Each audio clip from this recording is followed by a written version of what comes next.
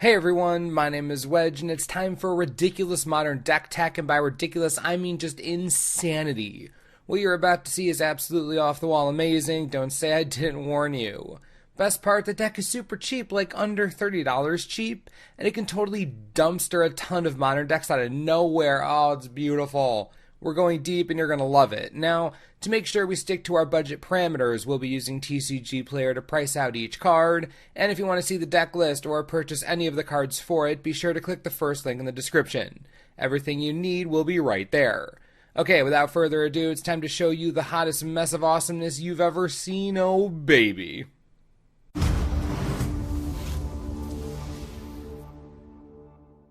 Black-White Life Lost Children of Corliss is one of the weirdest combo-style decks in Modern. We'll begin with the namesake cards so you know what we're dealing with. 1 white mana for a 1/1 Human Rebel Cleric. You can sacrifice and you gain life equal to the life you've lost this turn. Children of Corliss is meant to erase a huge hit to your life total, hopefully saving you from certain death. Of course, losing a bunch of life doesn't just happen because your opponent is trying to kill you. Oh, no. You can also lose massive amounts of life by your own hand. This is gonna be fun. The deck runs Immolating Soul Eater as a playset. Might not seem like much, but this Robot Hound is one of the best cards in the deck. Remember, Children of Corliss counts all life you've lost this turn no matter how you lost it. Which means that you decide to, let's say, dump 18 life into your Immolating Soul Eater to make it gigantic. You can then sacrifice the children, go all the way back up to 20, then do it again if you want, or not. It's really up to you, but either way, your Immolating Soul Eater is swole as heck. Just a basic synergy, but the bedrock for what we're trying to build here. Next up, we have a playset of Vizkopa Guildmage, and this is where the deck goes completely off the rails. We don't care all that much about the first activated ability the Guildmage brings, but we care very much about the second one. Whenever you gain life this turn, each opponent loses that much life. With children and the Soul Eater on the field, you dump your life into the Soul Eater, sacrifice the children, pay the Guildmage's cost in response, gain a bunch of life, then your opponent not only has to deal with a giant Soul Eater, but they just lost, 18 life, even 10 life, however much you just spent, they got smacked in the face for. Welcome to hilarious Life Swing City. Best part, it gets even more absurd. Say hello to Tainted Sigil, one of the most busted cards no one's ever heard of. You can tap and sacrifice it to gain life equal to the total life lost by all players this turn, everyone, including you. And life gain doesn't adversely affect it. If someone loses life, it counts, which means that if you dump your life into the Soul Eater, gain it back with the children, spend it all again, and use your Guildmage, not only is Tainted Sigil counting your opponent's life loss due to the Guildmage, it's also counting every single activation of the Soul Eater. Your life total flies through the roof, and if you wait for the right time to use the Guildmage's ability, your opponent's life total will be, -20 before they even know what's going on? I know, right? Isn't it beautiful? We're not even close to being done. What makes a deck like this tick is more ways to do what you want to do. We already have 8 ways to gain lost life, but we need more interesting and impactful ways to actually lose the life to begin with. We're running a playset of Wall of Blood. Normally a gruesomely terrible card against the fast decks in this meta, especially ones carrying around damage-based removal. Wall of Blood is going to provide a solid life sink and respectable blocker, at least temporarily. Don't have a Soul Eater, you can still do crazy life shenanigans with the wall.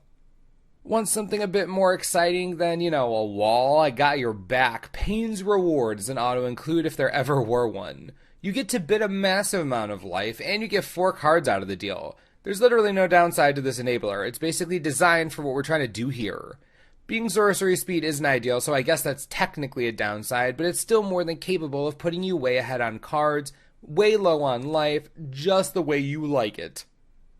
Our last life sink in the deck is Plunge into Darkness. This card is especially important because you get to pay a ton of life at instant speed for a cheap cost, and you get to dig through your deck for the exact answer you need.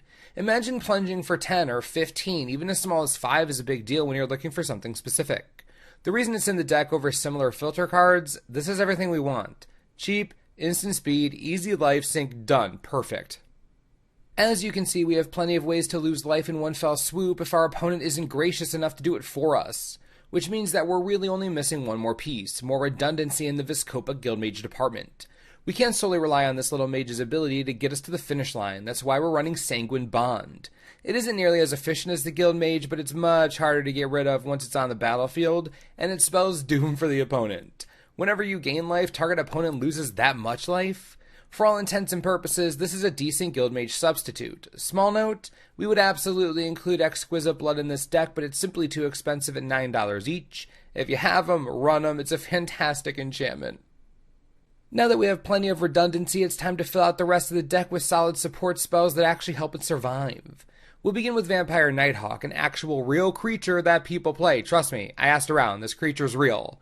Vampire Nighthawk is going to help stem early attackers or draw removal that we don't want spent on our children, or Guild Mage, or Wall, or Soul Eater. The Nighthawk is really a jack of all trades. Great attacker, blocker, spell absorber, quite skilled at extending the game, which is something we desperately need to do. We're also running 2 Orzhov Charm. In testing while building this deck, Orzhov Charm was in the deck, out of the deck, in the deck, over and over again, but it simply pulls its own weight more often than not. It can protect a creature from removal, especially a pumped up Soul Eater or Guild Mage trying to wreck the opponent. It can destroy a creature you can't deal with, also great at stopping an early demise, which is again important for survival. And it can return a sacrificed Children of Corliss back to the battlefield. It does so much. For 2 mana, add instant speed on a single card. We just had to keep it in. It's way too good not to run. It's a friggin' all-star right here. The last non-land card in the deck is Shred Memory. Sure, it has pretty sweet anti-graveyard technology, but the main reason we're running it? Transmute. Transmute is of extreme importance to us, as it can grab the Guild Mage, one of our most important cards. Shred Memory is basically a Guild Mage tutor, and we're okay with that. The card is good enough to warrant a few extra spots in the deck. Helps smooth out our consistency, and while it isn't a huge priority, it does deal with opposing graveyards in a pinch. A card most people assuredly don't even know about, perfect in our super bizarre strategy. And all that's left are the lands. While the deck does have Immolating Soul Eater in it, we couldn't care less about having red mana, so we're full on white and black here. 4 Caves of Koios and 2 Temple of Silence make up our non-basic land package. Add in 10 swamps and 6 plains and you have the 22 land mana base. Perfect amount for a deck with an average converted mana cost of around 2.5. If you want to upgrade the base, Shocklands are great, even Mana Confluence or City of Brass. Perfect since we enjoy losing life a lot. It's, the little things. Let's recap what we're trying to do here. You want Children of Corliss early, then your Soul Eater, or maybe Wall of Blood, or basically anything you can dump life into. Then you just need to find your Guild Mage or Sanguine Bond, then just go to town. Get some Sigil action up in there. Listen. You play Children, Soul Eater, Sigil, pump the Soul Eater, smash for a bunch, sacrifice the Sigil, go way up in life total, or use Pain's Reward to nuke yourself, get a Guild Mage going, sack the Children or Sigil, boom, another nuke to the face. There's so many different card combinations this deck can use to go off. Just a ton, and each of them is exciting as the last. Because while your opponent is going to be dumbfounded that they actually lost to a deck like this, you'll feel the sense of satisfaction rarely felt among humankind. Now, the deck obviously has some holes. It's quite slow to get going, and even though it's full of redundancy, you do need to get the right cards to make it work. Everything is about stalling to the endgame, which is why the Nighthawk is so good, and the Wall of Blood isn't even half bad. I will say the most important thing I can tell you about this deck, do not let your Guild Mage die. Save it until you know you're ready to go off, either that turn or the next one. Your Guild Mage is super valuable, and there's no reason to run it out into danger unless you absolutely have to. If you find yourself in a meta with an above-average amount of hostility towards creatures, more Orzhov Charms never hurt anyone, card's super good. Also, if you want to take the deck in a more brutal direction, you can replace one of your win conditions with something like Phyresis, give your Soul Eater Infect, and just win the game by making all your friends hate you. Again, the variations on this strategy are more plentiful than I originally anticipated, but they are all supremely fun. I hope Modern is around for a long time because this deck is great stuff. So what do you think about our white-black Life Lost deck? Is this something that you might be interested in playing? I loved playing it, all 300 versions of it until we arrived at this one. When it works, it feels amazing, and believe it or not, it works more often than you might think. Also, if you can think of any upgrades to the deck or even side grades, be sure to leave your thoughts below. I'm pretty excited to hear what you have to say.